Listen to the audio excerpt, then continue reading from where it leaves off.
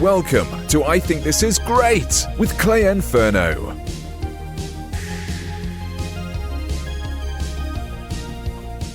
Okay, cut. All right, welcome to I Think This Is Great with claynferno with returning champion LJ Malberg from Compassionate Muse, CoMuse. Welcome. Welcome back, LJ. Thanks, Clay. Thank you so much. Thank you for having me back. I'm so excited to be here. What I was going to say that I just teased you with was you are the first guest on this show for season 1. And I think it's a good time to close out my season 2 with LJ. So you are really going to end cap the beginning of the first season and then the end of the second season while I take a break. And we talked a lot about I had amazing guests on season 2. So I'm glad to cap it off, like really going out and bang with you, LJ. So thank you so much. I'm super honored, and I've been following your season 2. Some very impressive conversations have been had. I'm very excited for the direction you're taking this show. It's great. Well, thank you. And yeah, it's sort of ending this season on come back to season 3 when things are a little bit more open, and maybe I can do some of these things in person. I think even if not, just the mindset of getting out of quarantine. It's been a long year for everybody, and that's a lot of the stuff we talked about. We talked to my friend Akila about affirmations, and we talked to some media people about getting guests and also other things we've been talking about that I've always been a little bit sketchy on, which is like actually charging for my time and my work. Because I am super like, let me just do that and I'll add it to my portfolio, or let me comp this. Let me just do that because I want to do it. But I've had some guests on there just saying like, what are you, crazy? You gotta get paid for this. So I've learned a lot this season. So it's a huge learning, and I've always been of the school of serving more than taking, and that doesn't necessarily mean that I don't get anything back in return. So, there's lots of ways to explore that. And I've also been more recently been practicing, even if it's just a small stipend, whatever I can do at the time that I can do it, some sort of offering to let people know, that I want to honor them. And it's, it just all depends. But,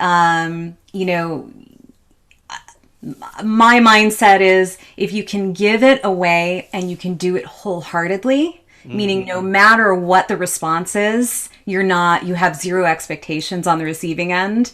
If you can give it wholeheartedly, you should do it. If you're at all hesitant about going all in with your heart and being wholehearted in your giving and in being in service, don't do it. It's not worth it to half-ass anything. It's not a great reflection of your own work and your own spirit. And it certainly is, it's received on the receiving end as only being received part way. People feel that, so it doesn't really serve anybody well to do that. So either go all in or wait for an opportunity where you feel like you can go all in.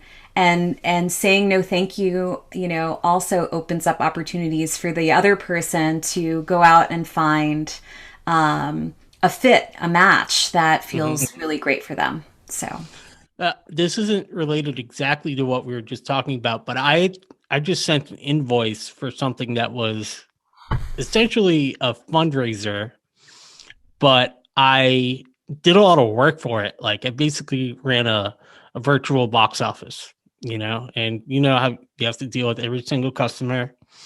and it's streaming time. So people bought different packages and whatnot. And it was like honestly a lot of work. And I sent my invoice in, and they said, like, oh, you kind of weren't expecting this invoice or whatever. But I said, okay, why don't you give me less than half of the invoice, but let's give the value of the invoice total back to the charity.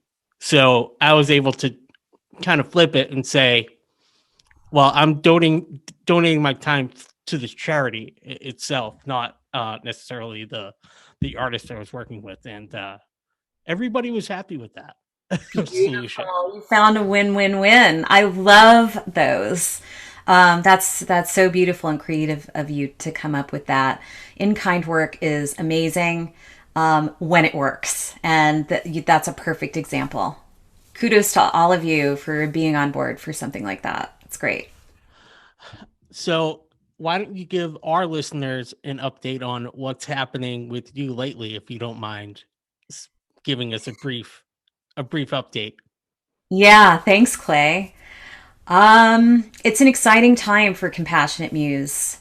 This has been, my company supports music and tech professionals and music and tech organizations, small, medium-sized, and large, to help improve interpersonal communication skills, negotiation skills, conflict resolution, mindfulness, practicing self-awareness, team building. We work with leaders on leadership, and there's trainings and coachings and articles and compassionate-based networking that we offer to our members, which is being formalized later this year on an actual platform. I'm really excited about that. We have lots of people in our community that are coming from different channels all over the globe and all over the internet. So we're finally getting together in one space, which is super exciting. And we're calling that CoMuseWork, where everybody can go if they're interested in learning more and putting their name on the list. And we're going to be emailing out more information very soon about what this could look like. Very accessible to everyone. We intend for it to be that way. We intend for it to be affordable. We intend for people of all stages of their careers to have access to other people in all stages of their careers. Mm-hmm. I think it's really important for people to continuously practice open-hearted communication, which is part of the work. It's compassion-based work, human-first approach strategies, and all steeped in the practice of compassion, compassionate communication, and such. And now working, one of my largest clients is in the music tech NFT space, which is just exploding right now. Mm-hmm. And it's a big question mark for everybody. Like, what does this mean? So it's so crazy right now. I ask myself that question every day. I'm constantly learning and growing and challenging what I'm hearing. And there's a lot of opportunity, I think, post-pandemic for us to have new types of conversations, mm-hmm.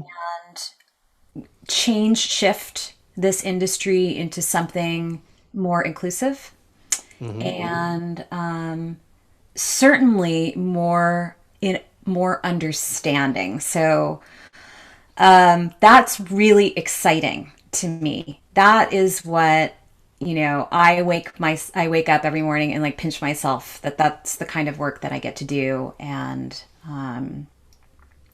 offer executive coaching and consulting to all of these amazing people who are looking to live their best work lives and develop new practices in the industry that really, I think,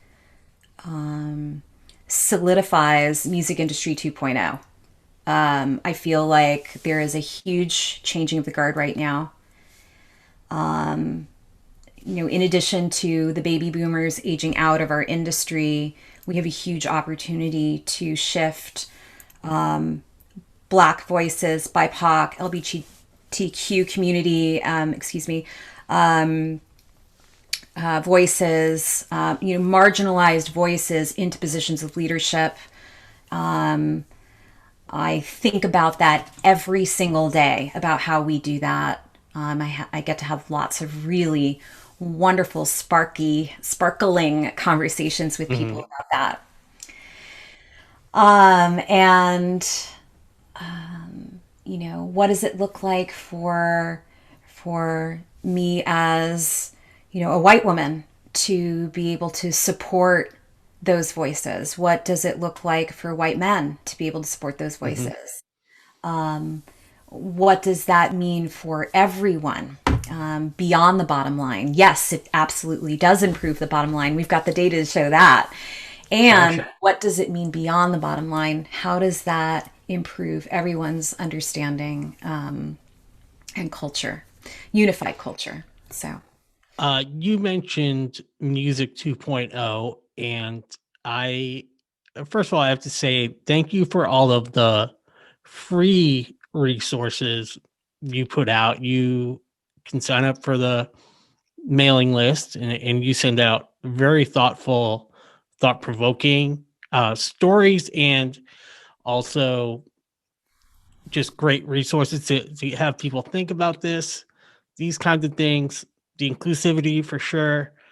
There's also an element with Music 2.0 that's going to grow out of how much this industry has been doing the same thing over and over again for such a long time, down to physical spaces and offices and meetings. And you know what? We didn't like a lot about what was going on in Music 1.0. Why don't we, now that everybody has had a chance to take a beat, like, how can we change everything about work? That's really the kind of the goal, right? Like, how can we make it just better for everybody? yeah, it's really about redefining success. This traditional model of the music industry is historically very transactional. It's completely quid pro quo. And, historically, we come from two types of personality buckets. They tend to, this is definitely a generalization, so please take it in the context of a generalization, but people in our industry tend to fall into two buckets, either people pleasers or people needers. And the people pleasers have a really hard time setting boundaries for themselves and tend to please until it hurts. And then the people needers, they tend to take. And, they have a hard time setting boundaries to stop that. And so the goal, I think the shift here is really, and a lot of what the work is, I believe, universally so for our industry, is how do we move both buckets of people towards the middle? How do we start to shift to the middle? I don't believe that people pleasers will all of a sudden wake up one day and just be complete opposite. They'll be people needers. And I certainly don't believe that the people needers will wake up one day and just all of a sudden have this epiphany that they're going to be people pleasers. It's that of course would be like the movie Scrooged or something. Right. But I do believe that there is practicality, data, and the fact that the work works when we show up and we communicate and we figure out how to help each other as best as possible, given where we're coming from in that moment, that we can start to shift towards the middle in a healthy way. So I'm really excited about that shift. It's happening now. There are a lot of organizations out there doing amazing work to start to move things to the center. I really appreciate the compliment for the newsletter. I try to really put out engaging content, again, accessible content that I do want it to be thought-provoking. I do want people to ask themselves at the end of a newsletter. Not every newsletter is like this, but ask them at the end of themselves at the end, like, okay, what's the one takeaway here? What's this one thing that I could apply to my workday today? When I talk to my manager, when I have a meeting with a band, when I have to deal with this really difficult agent, or I have to have a ticketing conversation or whatever it is, what's this one thing that I can apply to help move this forward in a more central, unified way.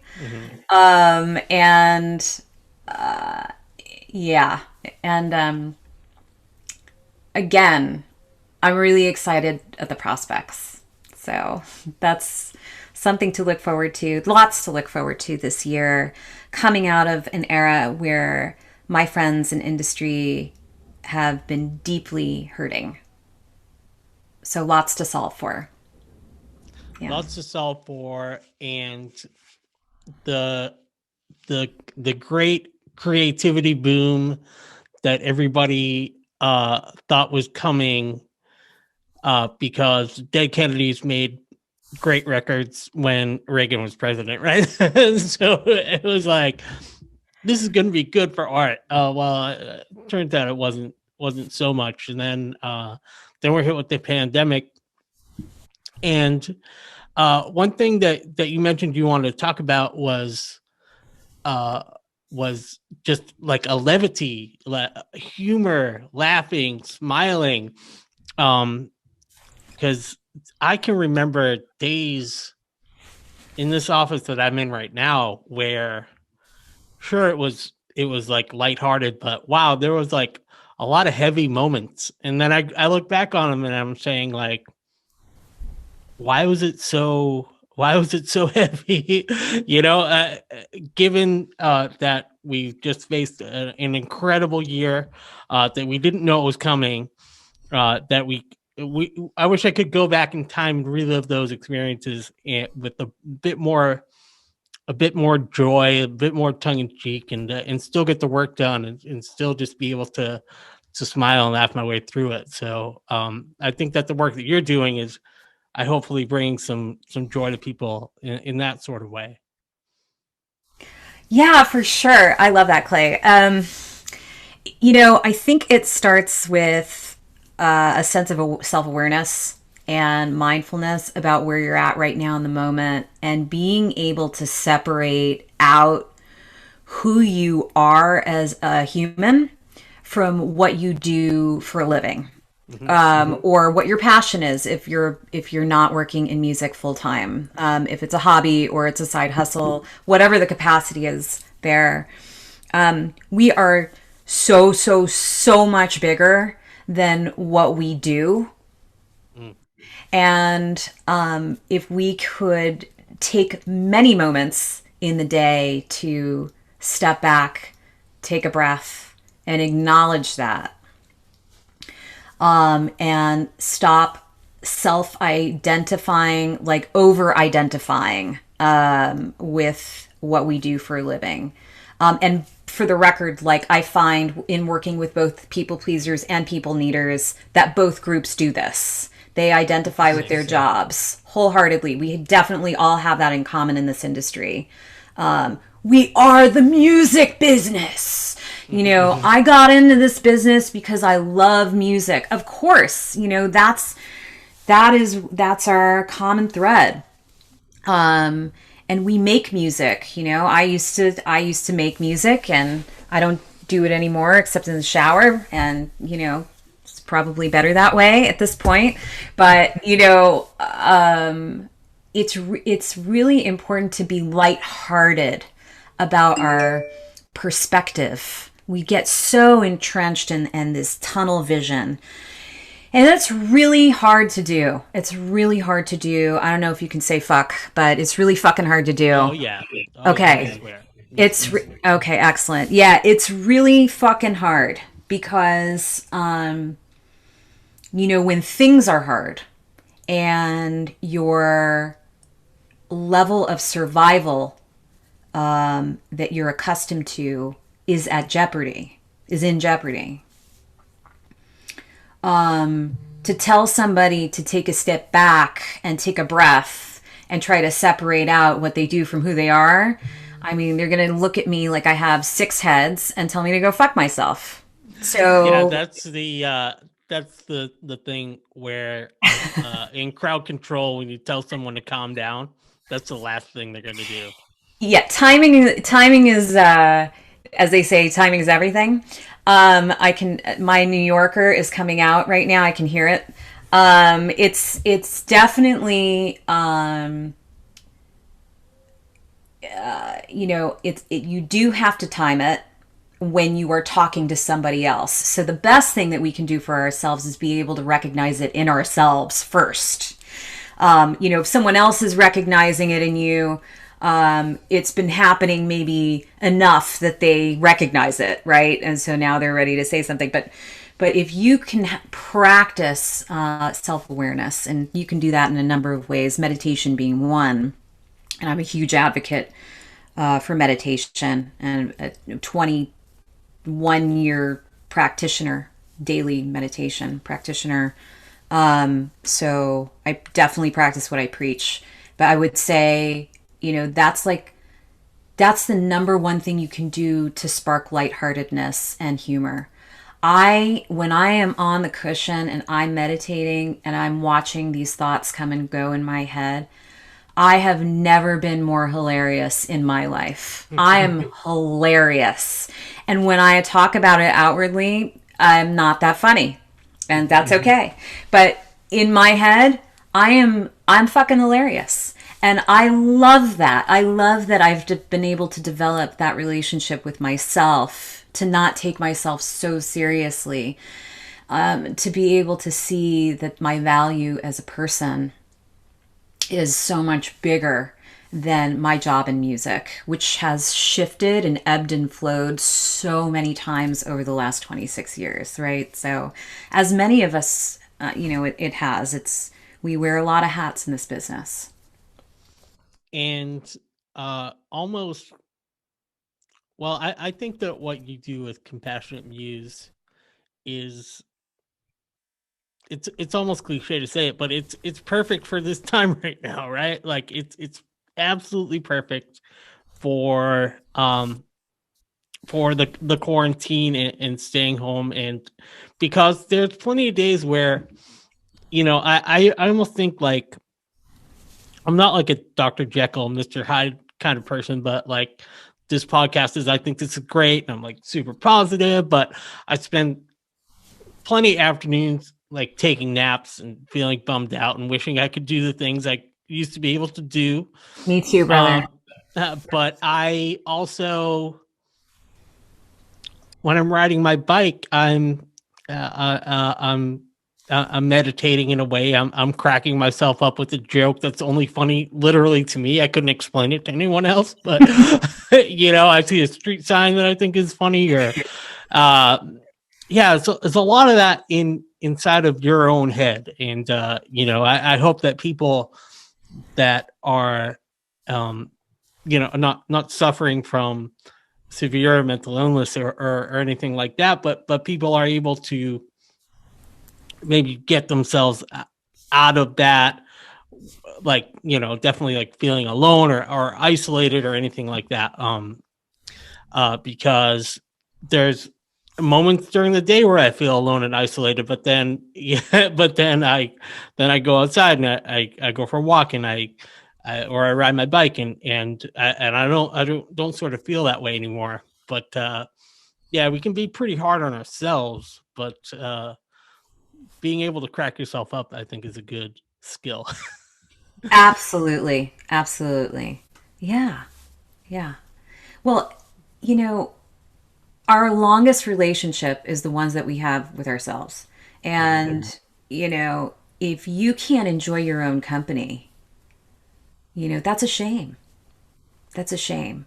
So being able to laugh with yourself, laugh at yourself without, and I'm not talking about self-deprecation, because that's also over-identification. Big difference, big difference. So laughing at yourself in a way that is lighthearted and, not judgy, I guess is the best way to say it. And maybe laughing with yourself is the best way to say it. Be befriending yourself and enjoying your company. And being able, now the next level shit is to be able to do that with other people around. Because then you're that's not self-deprecating. That's right. Still, I'm enjoying myself as a person. I'm exactly you people as a person. I'm the guy that when I eat, like, I get crumbs all over my shirt. Isn't that funny? Like that kind of thing. It's exactly. You're your whole self, and you're not over consumed by the feedback that you're getting from the outside as to, what judgments they may lay on top of whatever that is. They're going to do what they're going to do. And you can just enjoy the fact that you are around people who also have their own things. And, we're all in it together. We're all in it to win it. I think so much is so much fake importance is put on the judge. I don't want to say this. I'm gonna get judged. I'm self-conscious about being around these people or these types of people, or like they're all gonna, when I leave the room, they're all gonna be pointing and laughing at me or something like that. But one thing I found, I've learned a couple of really important lessons in this quarantine time, and that is one that, like, really, and it goes back to something my dad taught me when I was like 9 years old, and he said you have to take care of yourself, and like, don't care about what those kids at school say. Don't, even like your family, like, you have to take care of yourself first, and then it comes along, and during this quarantine time, I've never more felt like, well, fuck them. Like, it's just, if they can't handle it or whatever decision I made that they disagree with, I'm really not going to get caught up with it, because those people, they're also being totally, I'm use the word selfish in a way that is not like a bad term. They're thinking of themselves. They're not thinking about me as much as I think that they are. Like, okay, they're really just thinking about what advantage or what they can get going for them. They're thinking about their self and their own world. It's not so much, there's people that like to gossip and stuff, but it's not so much like about the judgment, really. It's about, like, we're all driving our own ship here. And, like, how can we, if I know that I'm happy and driving my ship, then I'll probably be a better, boat on the speedway here or whatever. Right. And I love that analogy, because it visually, I think traditionally we've been conditioned in the music business to go it alone, in a way that, don't trust anybody. Don't trust this person's a snake and this person's out to get you, and don't sign this contract or you're going to get burned, and you're always looking over your shoulder and you have to take care of you. So we're coming from a place historically of being very protective because we're afraid. And so the new, we talk about music 2.0, we talk about creating, sorry for sounding so granola-y, but I'm originally from the San Francisco Bay Area, so what are you going to do?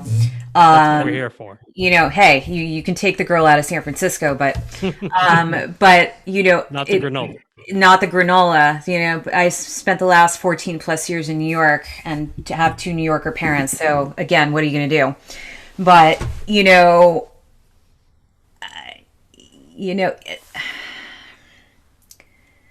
you want to create safe spaces is what I'm trying to say. And you do it by going first. You do it by going first. So, people ask me a lot, Clay, like, so how did you get into this line of work? LJ, you're a compassionate muse, like, but you were in like sales and music strategy and you were like all on the live side of music. Like, how'd you transition over? And I said, it all made sense to me from the beginning. I got it immediately, even though maybe other people might not have. I completely saw where you could take this thing. Oh, I love that. Well, that is a huge compliment and also a testament to our friendship, and I appreciate that. I'm a person of doing. I'm literally a kinesthetic learner. I have a background in dance. I was classically trained from the time I was 3, and I was a professional ballroom dancer, and I did lots of different styles of dance. I learn best by physically doing. And so the best way I knew how to get into this, which this being coaching and consulting and was learning on the job. It was doing this type of work during my time at Eventbrite. It was doing this type of work with my clients at TicketWeb and Ticketmaster. It was infiltrating, the practice of self-awareness and over communication and under identification, through doing. I did it and then I modeled it, and I hoped that people would show up and have these types of conversations with me.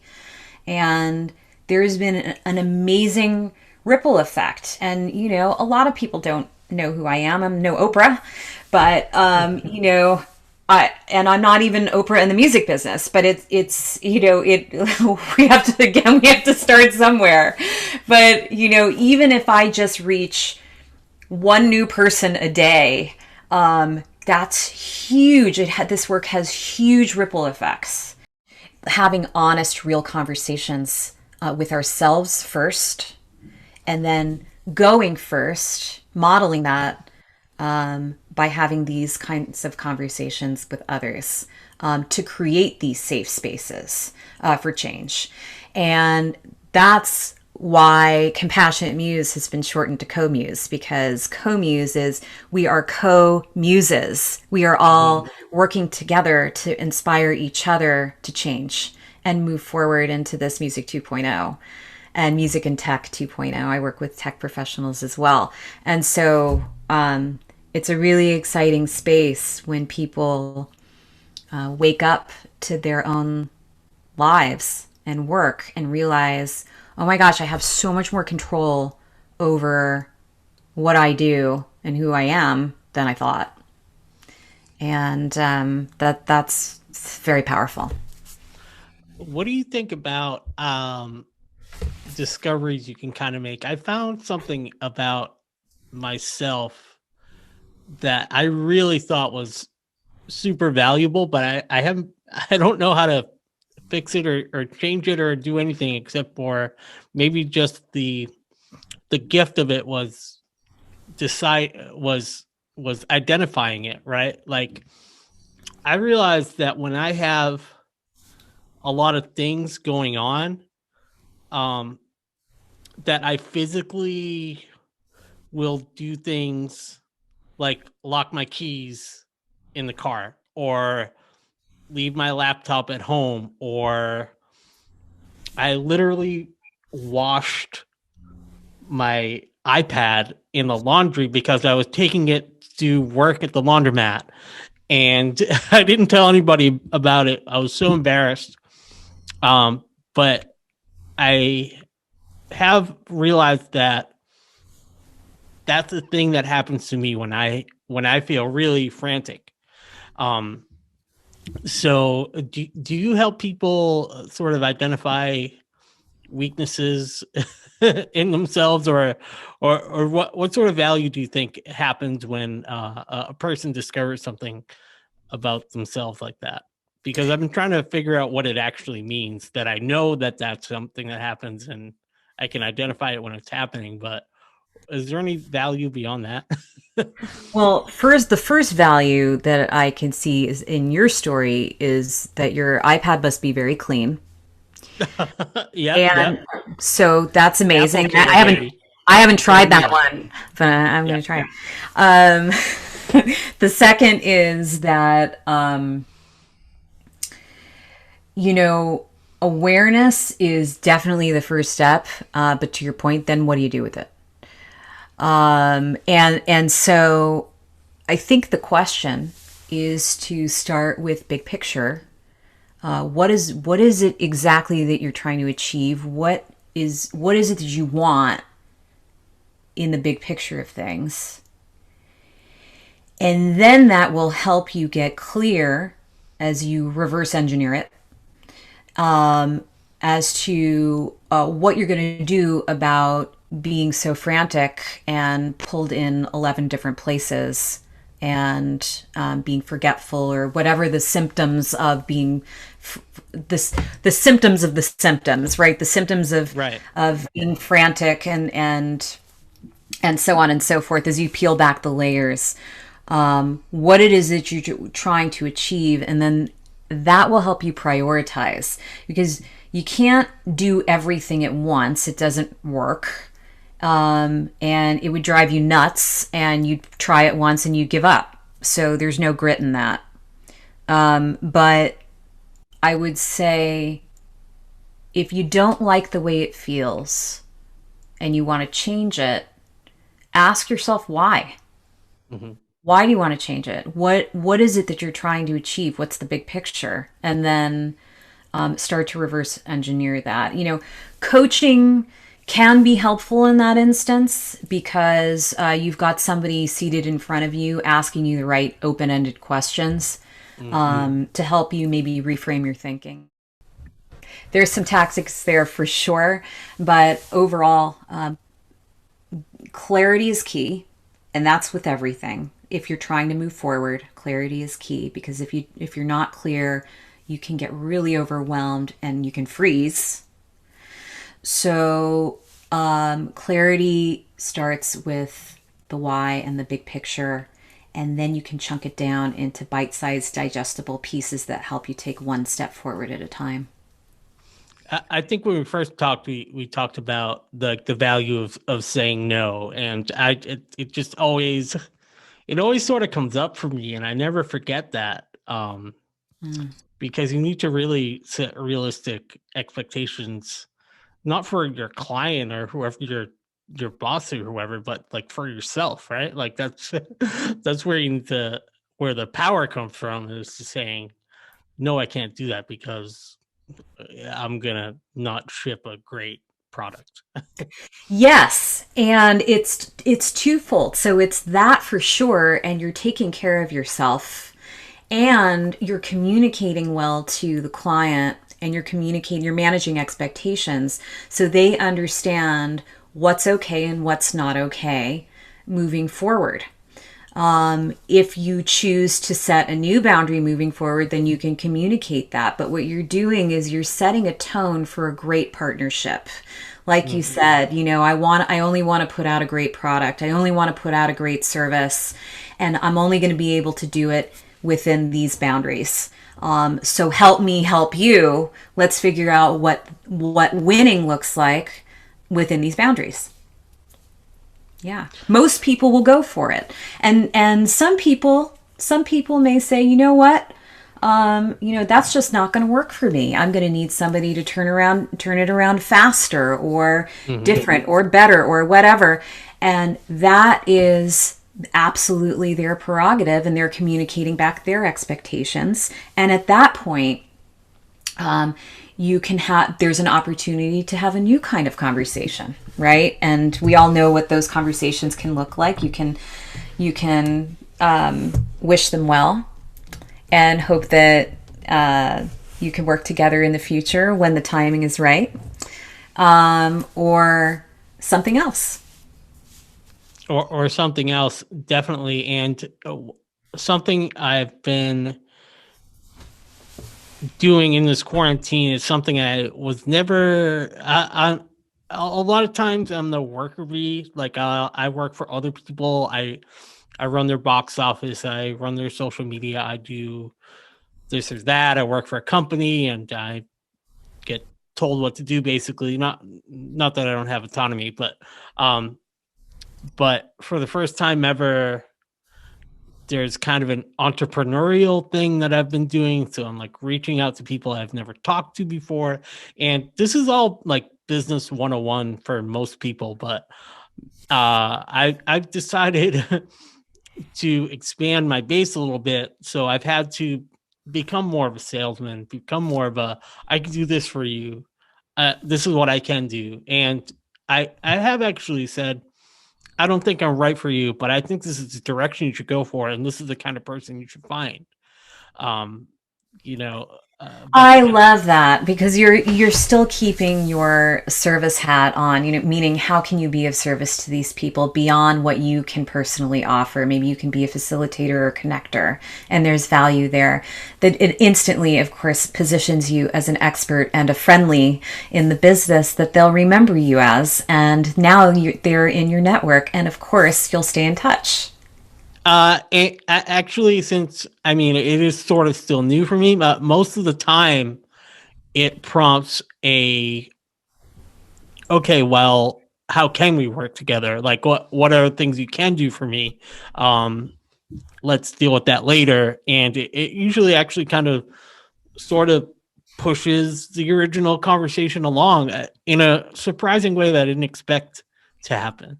I expected it to be like, okay, well, I'm going to go find the SEO expert and bye. Thanks for telling me. But you've been dealing with consulting for a long time. Open-hearted giving brings some really wonderful surprises. It's and it happens more often than not, absolutely. But to do it because you expect it, that intention doesn't work, and people feel that. Now you've just turned it into a quid pro quo, almost like an implied Right. quid pro quo. So that's not what we're talking about here. You're giving because you're open-hearted and you're and working to be helpful, and people want to work with people like that. So you just made them feel good. You made them feel cared for. You looked out for them, and you don't even know them that well yet. And so, Right. yeah, people remember how you make them feel. They may not remember the context of the conversation, but they will always remember how you make them feel. It's really important. And, as big and vast as the music industry is, I don't have to tell you, the music industry is so small. Everybody knows everybody. It's 1 degree or 2 degrees of separation. Oh, sure, yeah. I mean, and but that's something that you touched on earlier, was that like you want to be afraid of this agent, or you're kind of groomed in a way to be fearful of situations, or um this agent or this manager or this person, or even boots on the ground production work, like that production manager is a real hard ass or whatever, you better coil his cables, like but yeah, it just doesn't have to be that way. It really doesn't. There is more than one way to do things. It doesn't have to be so hard all the time. I think we, in music, especially on the people pleasing side, we tend to make work much harder than it needs to be.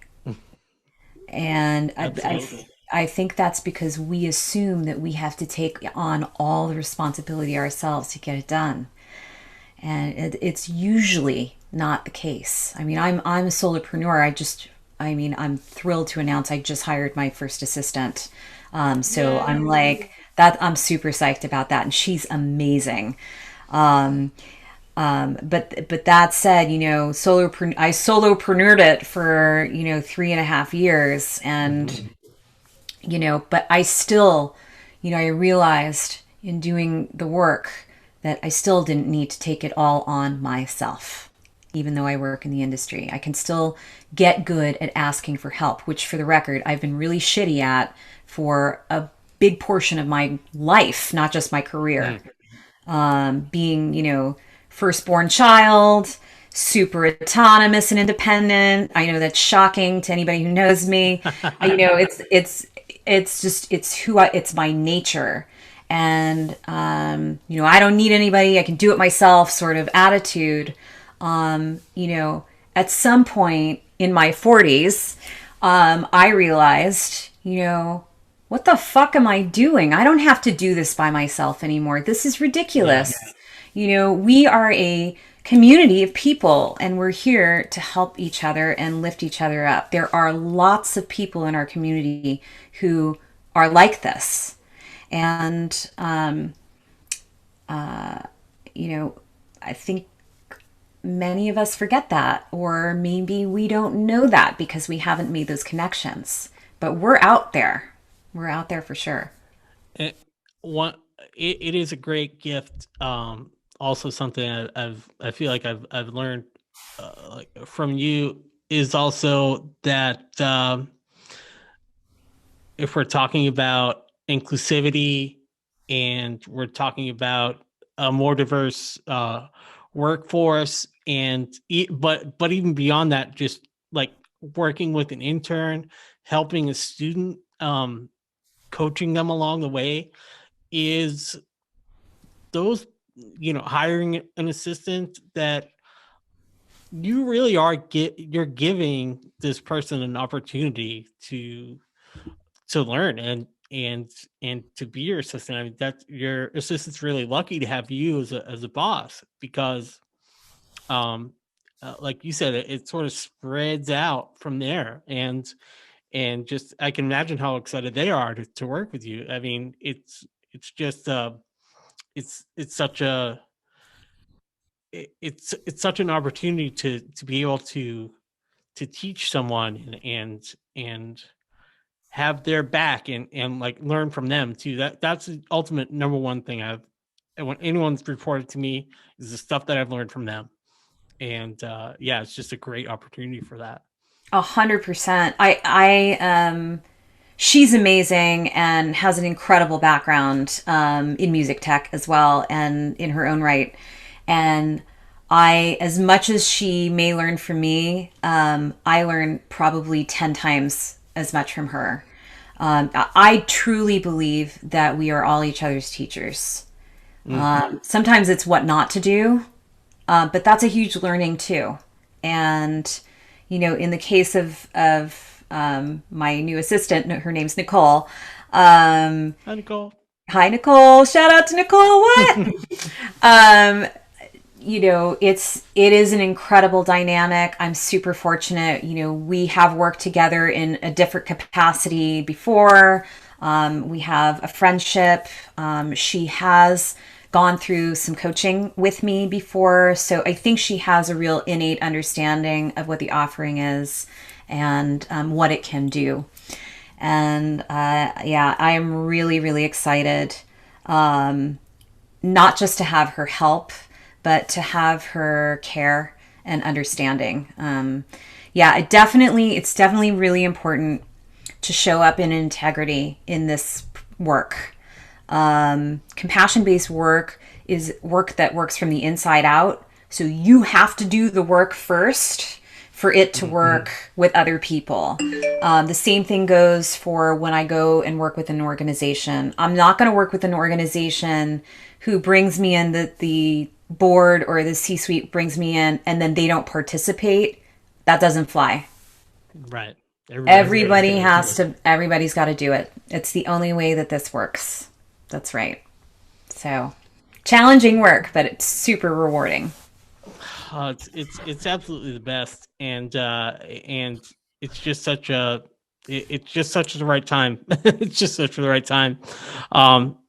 I wanted to, so we can wrap it up pretty soon, but I did want to go back to what are some joyful things people might be able to do that aren't the obvious ones. How can they just feel more joyful?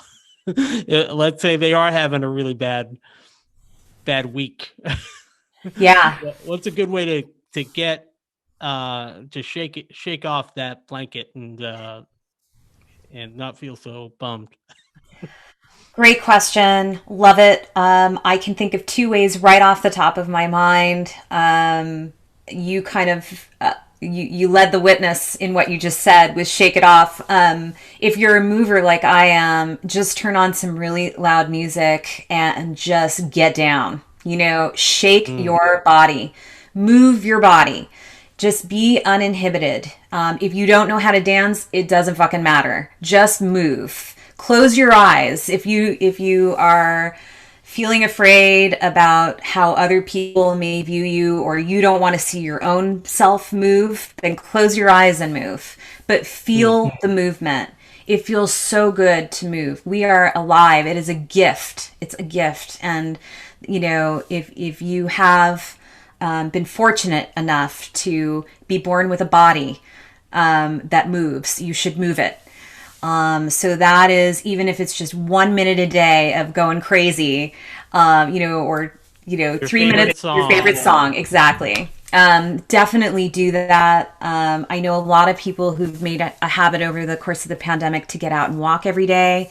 Oh my gosh, it's amazing for headspace. I just recently relocated to Ohio. It's gorgeous here. Lots of walking and hiking trails, and amazing fresh air.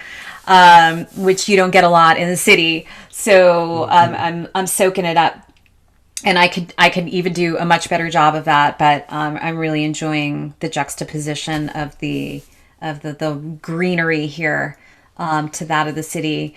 But you know, if you're homebound, and put some tunes on and get down. The second way to do it is forced laughing. You just start fake laughing yourself. Oh yeah, just do it. Fake laughing. Here, I'll demonstrate.